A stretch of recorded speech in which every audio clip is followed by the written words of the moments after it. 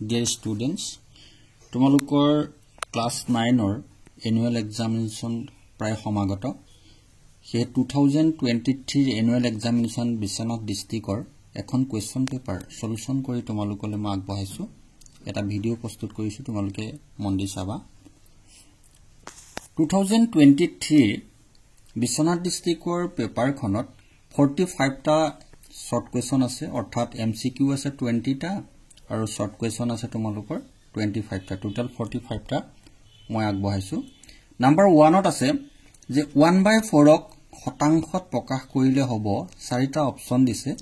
তে শতাংশত প্ৰকাশ কৰিলে তোমালোকে কেনেকৈ কৰিবা 1/4 ৰ লগত 100% টা দিবা 25 অৰ্থাৎ 25% অপচন বি টু কাৰেক্ট হ'ব নাম্বাৰ 2 ত আছে x to the power m into x to the power n ৰ মান হ'ব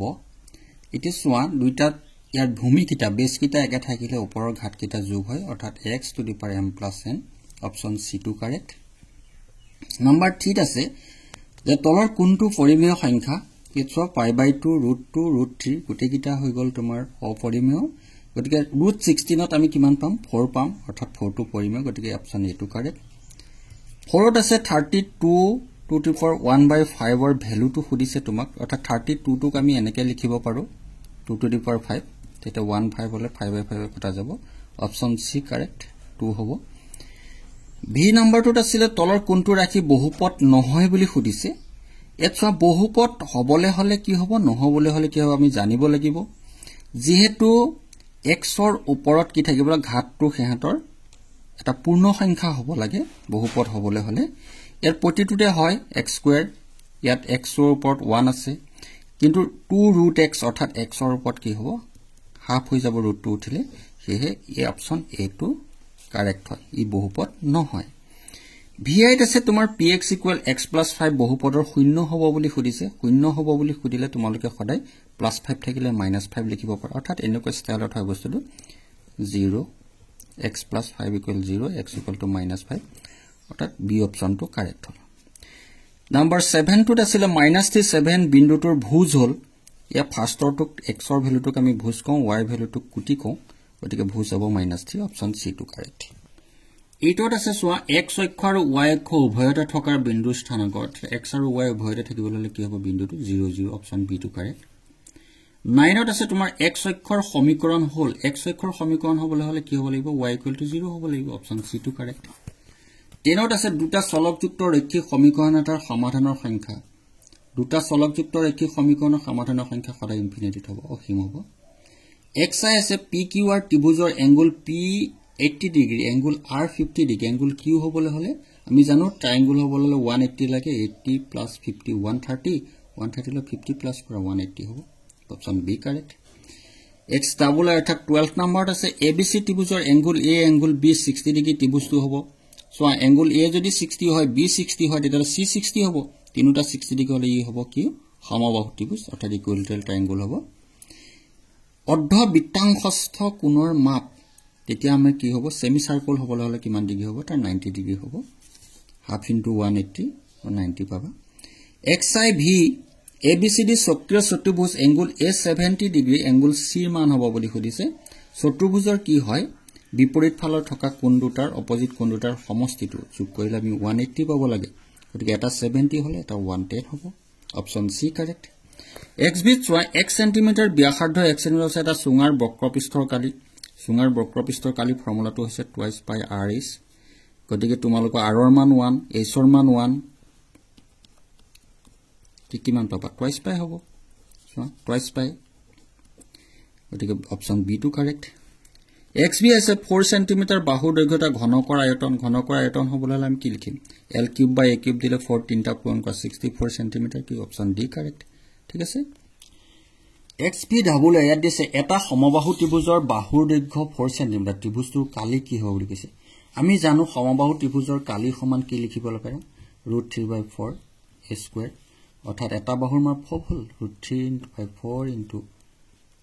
4 4 4 কাটি দিলে 4√3 সেন্টিমিটাৰ অৰ্থাৎ অপচন বি টু কাৰেক্ট হ'ব xb ট্ৰিপল আছে কোনো তথ্যৰ সৰ্বোচ্চ আৰু সৰ্বনিম্ন মান দুটাৰ পাৰ্থক্য হ'ল এটোক আমি ৰেঞ্জ বুলি কওঁ অৰ্থাৎ পৰিসৰ হৈ যাব ডিফাৰেন্স টু এন্টাৰ এক্স এক্সত আছে এটা মুদ্ৰা 10 বাৰ টছ কৰাত ছবাৰ মুণ্ড পোৱা গ'ল পুষ্য পোৱাৰ সম্ভাৱিতা এতিয়া চোৱা 10 বাৰত যদি ছবাৰ মুণ্ড পোৱা তেতিয়াহলে পুষ্য কিমান পাবা 4 বাৰ পাবা কিমানৰ ভিতৰত পাবা 10 ভাগৰ 4 তোমাক স্মলেষ্ট কৰি দিয়া ইয়াক 2.5 অৰ্থাৎ 2/5 option B correct XX20 number আছে তলৰ কোনটো এটা ঘটনাৰ সম্ভাৱিতা নুবুজায় ঘটনাৰ সম্ভাৱিতা বুজাবলৈ হলে কি হ'ব লাগিব এফালে 0 সিফালে 1 এটো কোনো অসম্ভৱ ঘটনাৰ সম্ভাৱিতা এটো নিশ্চিত ঘটনাৰ সম্ভাৱিতা 1 গতিকে ইয়াৰ ভিতৰত ভ্যালু হ'ব লাগিব আৰু 0 1 বা তাৰ ভিতৰ হ'ব লাগিব গতিকে প্ৰতিটো চোৱা 7/10 হলে ইয়াত হৈ গল 0.7 এটোটো 0.3 আছে 1 তকৈ সৰু হয় 10% দিলে কিমান হ'ব 100/10 অৰ্থাৎ 0.10 হৈ গল আৰু এফালে হৈ গল তোমাৰ 0.10 হ'ব এটো আৰু এটো 2/3 হলি কলে কিমান হ'ব 1 এটো ইম্প্ৰপাৰ ফ্ৰেকচন হৈ গল তোমাৰ সৰি এটো অপ্ৰকৃত ভগ্নাংশ হৈ গল তোমাৰ তেতিয়া কি হ'ব 2 এ 3 ক তুমি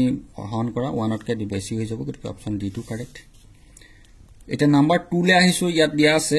যে গিভ হেমছৰ উত্তৰ দিয়া বুলি কৈছে পৰিমেয় সংখ্যাৰ সংজ্ঞা লিখা তোমালোকে লিখিবা যেবিলাক সংখ্যা p/q হিত প্ৰকাশ কৰিব এইবিলাক পৰিমেয় সংখ্যা কয় অৰ্থাৎ q is not equal to 0 হ'ব লাগিব 2 আছে দুটা সহমৌলিক সংখ্যাৰ সাধাৰণ উৎপাদক কি সদায় 1 হ'ব ঠিক আছে 75% ক ভগ্নাংশত প্ৰকাশ কৰা আমি ভগ্নাংশত 75% 100 ভাগৰ 75 অৰ্থাৎ 75/100 হৈ গল ইয়াক যদি স্মলেষ্ট কৰিব পৰা কৰিবা 4 হল 3 হল 25 যদি আমি ডিভাইড কৰি দিও সিম্পলি কৰি দিছো 3/4 এটা 0.6 বাৰ p/q হিত প্ৰকাশ কৰা যত p কি অখণ্ড সংখ্যা q not equal to 0 ইয়াক আমি p/q হিত প্ৰকাশ কৰিবলৈ এটা কথা মনত ৰাখিবা খুব ছুটি নিয়মেৰে কৰিব পাৰে এটাৰ ওপৰত যদি পৌনাপনে অৰ্থাৎ বাৰ থাকে তেতিয়া হলে আমি কি কৰিবা এটা 9 দিবা তলত আৰু তাতে ওপৰৰ সংখ্যাটো এই বাৰটো উঠি যাব অৰ্থাৎ 6/9 হ'ব আৰু তাক স্মলেষ্ট কৰি দিব পাৰা 3 2 6 3 3 অৰ্থাৎ 2/3 এনেকৈ লিখিব পাৰা ঠিক আছে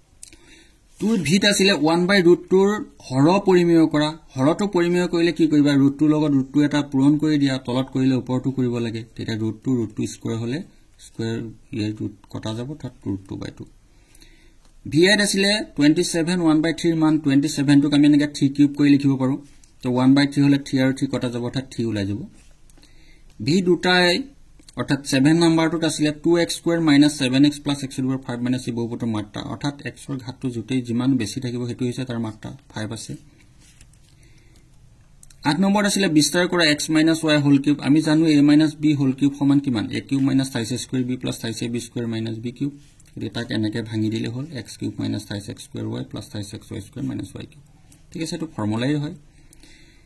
ix আছিল py = y² - y + 2 তেন্তে p1 ৰ মান কিমান অৰ্থাৎ p1 দিছে y ঠাইত তুমি 1 পাতি দিলে হ'ল 1 পাতি দিলু 1² - 1 1 কটা গল +2 2 ওলাব x ত আছিল -2 -5 বিন্দুটো কোন চুকত থাকিব মাইনাস চুক থকাটো তৃতীয় চুক হয় থাৰ্ড পজিশন এটো তাৰপৰ x সাইড আছে 7 -9 বিন্দুটোৰ কুটি কিমান মই কৈছো তোমালোকক x ৰ টু ভুজ হয় y টু কুটি হয় গতিকে কুটি -9 হ'ব x ডাবল i অৰ্থাৎ 12 নম্বৰ আছে কোনো বিন্দুৰ x অক্ষ আৰু y অক্ষৰ পৰা দূৰত্ব কমে 3 আৰু 5 একক হলে বিন্দুটো স্থানাংক কি হ'ব যদি বিন্দুটো x অক্ষ ধনাত্মক দিশত থাকে অৰ্থাৎ x অক্ষৰ পৰা দূৰত্ব হলে y ভ্যালুটো y অক্ষৰ পৰা দূৰত্ব হলে x ৰ ভ্যালুটো আমি জানো গতিকে 5 কি হ'ব x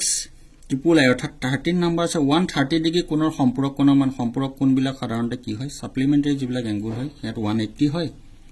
গতিকে এটা যদি 130 হয় তেতিয়া হলে আমি ইটো 50 হ'ব ঠিক আছে xi ভিত আছে abcd চতুৰ্ভুজৰ angle a45 angle b75 আৰু এংগল c 90 ডিগ্ৰী হলে এংগল d মান কিমান বুলি লিখিব লাগিছিল অৰ্থাৎ ইয়াত আমি তেতিয়া কি পাম আমি জানো চতুৰ্ভুজৰ চাৰিটা কোণৰ সমষ্টি 360 ডিগ্ৰী তাৰ পৰা একিটা যোগ কৰি মাইনাস কৰি দিব 150 থাকিব x ভিত আছে pq ৰ সমান্তৰিকৰ angle p70 degree angle r ৰ মান কিমান অৰ্থাৎ যিবিলাক প্যাৰালেলোগ্ৰাম হয় সিহঁতৰ কি হয় অপোজিট কোণটো সদায় ইকুৱেল থাকে গতিকে এটো যদি 70p হয় 70 ডিগ্ৰী হয় r ৰ মানটো 70 ডিগ্ৰী হ'ব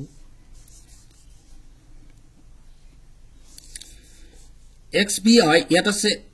ABCD সমান্তৰিকৰ 120 কালি 128 বৰ্গ একক আৰু ত্ৰিভুজ ABC ৰ কালি কিমান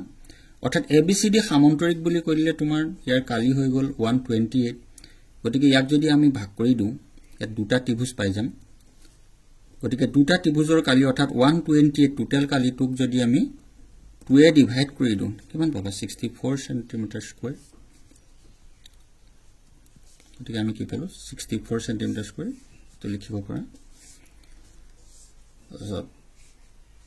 সৰি 128 বৰ্গ একক ঠিক আছে 64 বৰ্গ একক লিখিব পাৰা তাৰপিছত xb ডাবল এট